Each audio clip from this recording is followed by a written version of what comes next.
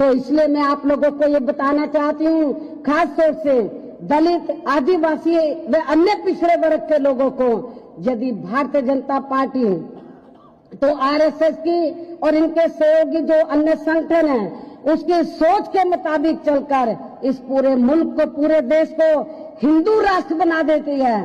तो मैं आप लोगों को, दलित, आदिवासी और अन्य पिछड़े वर्ग के लोगों को ये कहना चाहती हूँ कि फिर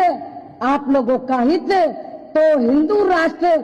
सरकार के अंदर, जब भारतीय संविधान को बदलने के बाद हिंदू राष्ट्र के आधार पर संविधान बनने पर फिर आप लोगों के हित सुरक्षित नहीं रह सकते। आप लोगों को मालूम है कि यदि अपना देश, ये लोग जिस कोशिश में लगे कि इसको हम हिंदू राष्ट्र बना देंगे, यदि ये हिंदू राष्ट्र बन गया तो आप लोगों को मालूम है कि हिंदू धर्म के तहत तो 4 वर्ण बने हैं।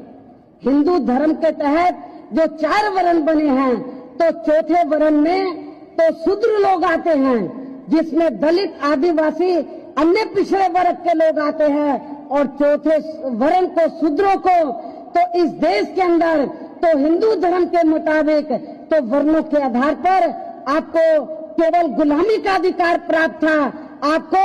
शिक्षा, सरकारी नौकरियों में या राजनीति आदि में आगे बढ़ने का अधिकार नहीं था, केवल गुलामी का अधिकार आपको प्राप्त था। यदि ये देश हिंदू राष्ट्र बन जाता है तो आपको फिर से ये लोग अपना गुलाम और लाचार बना देंगे। इसलिए मेरा आप लोगों से कहना है, खासतौर से दलित, आदिवासी, अन्य पिछड़े वर्ग के लोगों से ये कहना है, आप लोगों को बाबा साहब डॉक्टर अम्बेडकर की सोच को ध्यान में रखकर इस देश के अंदर भारतीय जनता पार्टी और आरएसएस की इस मंशा को कभी भी पूरा नहीं होने देने का है। आपको हिंदू राष्ट्र नहीं बनने देने का है। आप लोगों को बाबा साहब डॉक्टर अम्बेडकर की सोच के मुताबिक यहाँ पर इसको धर्मनिरपेक्ष